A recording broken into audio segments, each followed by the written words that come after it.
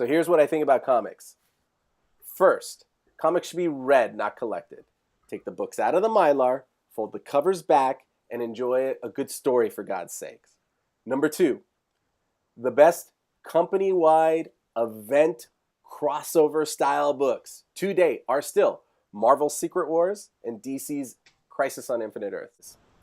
And three, comics should just stick to men and women in tights and capes fighting other men and women in tights and capes in these huge epic battles.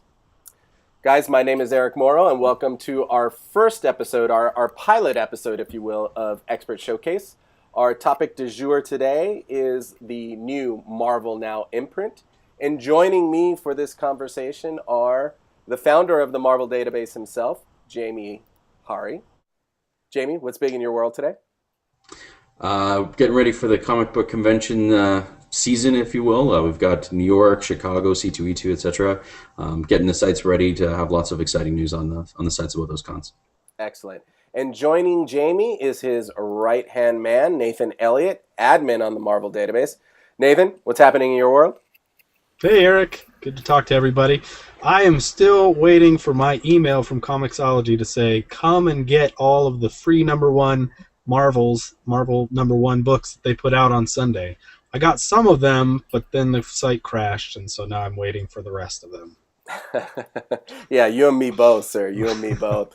So before we dive into this, I should note you two have both also played a big part in the founding and kind of day-to-day management of the DC database. So you'll be able to speak appropriately and with authority should that other, big comic book company come up in the discussion. But with all that said and done, Jamie, I'm going to start with you first. I'm just going to ask you, kind of overall, how many books are part of the Marvel Now imprint, and what went behind the thinking of essentially relaunching all these titles? I mean, I got to imagine that DC's New 52 played into the thought process a little bit.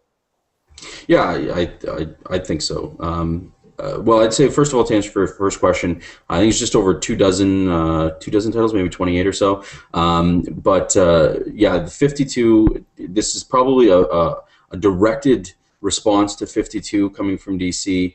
But with that being said, I think that there's really a larger plan at work here, and that's Marvel's trying to tie in the cinematic universe and obviously the comic titles for the purpose of really hooking the youngsters, as it were. So they're trying to push the comic drug on all the young kids. So the one thing I really like that Marvel's doing that DC's not doing right now is trying to release a new #1 every week or every 2 weeks. I think DC perhaps may have made a mistake by relaunching all their titles at the same time. If you go over to DC right now, there's like over a dozen titles that are at the same issue, 17 or whatever. And if I wanted to jump on right now, jumping onto Green Lantern or something, number 17, I would feel like I'm a little behind. I've missed so much, and it's really a stumbling block for new people trying to jump on now, which is several months after the relaunch of that 52 series. Whereas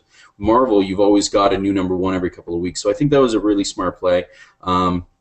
Aside from that, DC obviously rebooting the whole universe every few years or so, it seems like they're doing these days.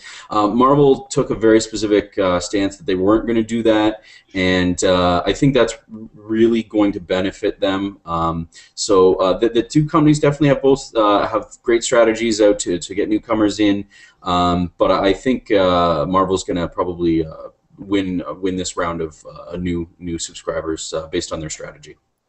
So Nathan, what's your impression of the fan reaction to Marvel Now? And when you answer this, start specifically kind of with the closer to home community of the Marvel database, and then, expand out to kind of the broader fan community. Sure. The people that I've talked to on the site basically have the same kind of reactions as everyone else that I've encountered and talked to about Marvel Now. It's not so much of an enclosed event like the past Marvel events have been, but more like a new establishment of new series that has people excited. I mean, you're putting new artists and new writers on series that they've never been on, working with characters that they've never been on before, and that's what people are really excited about. Not so much that there's this new initiative with all these number ones, but that they finally get to see some of their favorite writers and favorite artists doing something that they've never done before. Okay. And Nathan, by the way, I got to say, I love the man cave you're in right there. It looks like you have your own little personal comic book store, basically, in your house. Yeah, some would say a toy store a bit. That's right, but it's sure. My wife isn't all that pleased with it, but it makes a lovely background. How much do you owe her? How much do you owe her? Oh, many, many date nights. That's good. All right. Well, I'm going to talk from the heart for a second. I'm going to say, personally, I'm a huge Hulk fan. So I love what Mark Waid is doing with the new Marvel Now title, The Indestructible Hulk. Basically, it's the whole concept of Hulk as a shield agent, right? He's a weapon that can be pointed at a target and released. But then on the flip side, you've got the brilliant Dr. Bruce Banner, who shield is basically funding so that he can do good to the world while he's in his human form.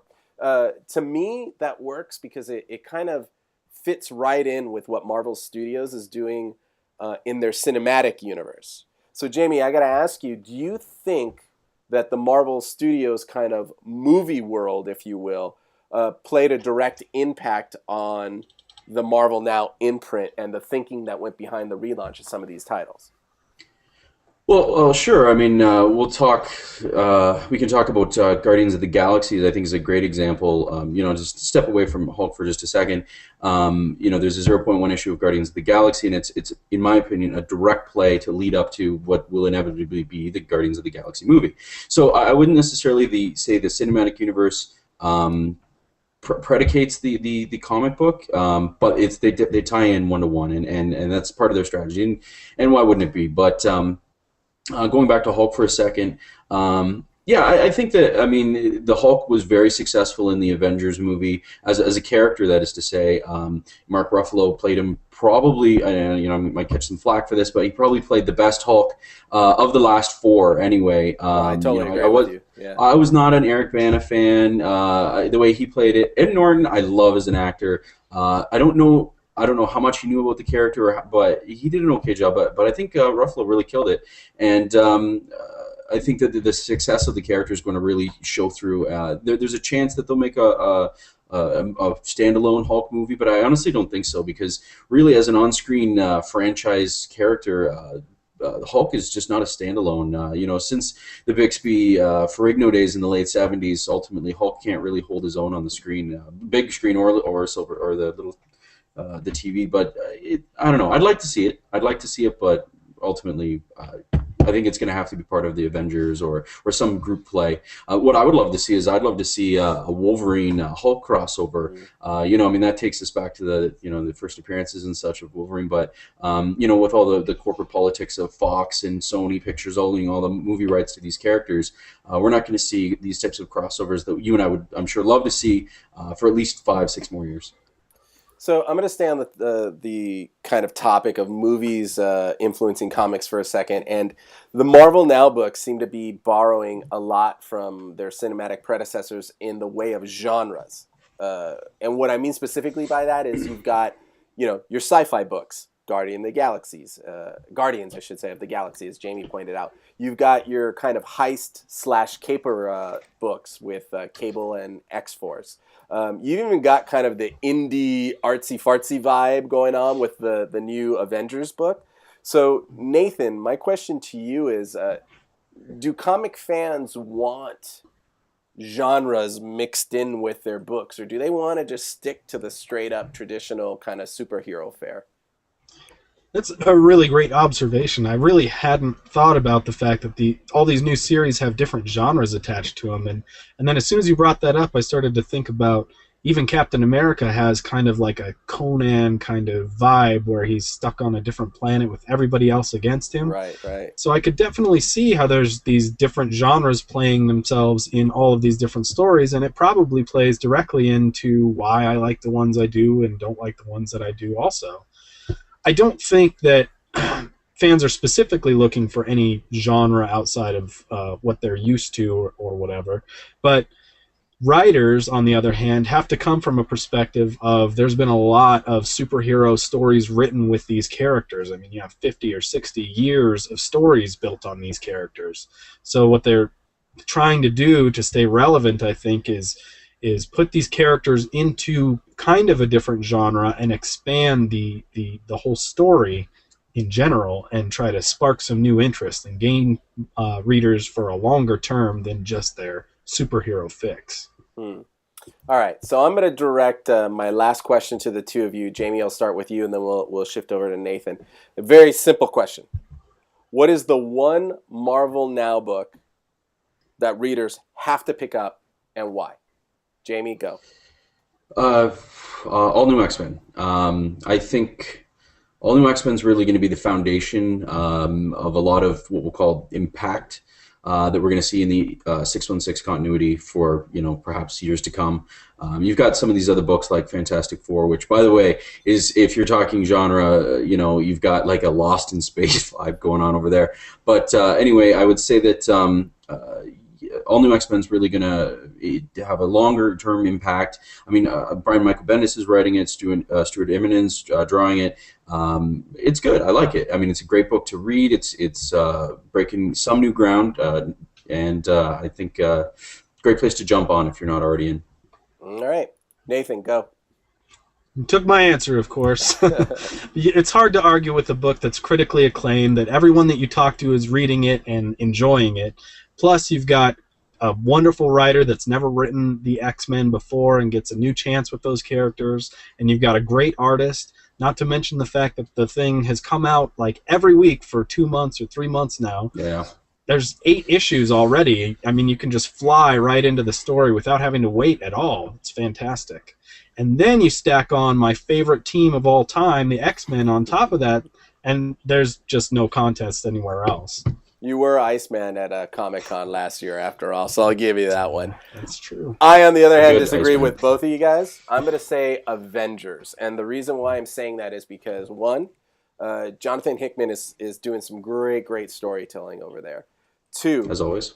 You've got Captain Universe as a permanent member on the Avengers roster. That's a personal fan favorite of mine. I told you guys before we started recording why, but I love that character. And 3, the fact that they are reintroducing the new universe, which was a whole new line of books that Marvel tried to launch in 1986 to kind of it was a huge failure. But they're relaunching it into the mainstream continuity.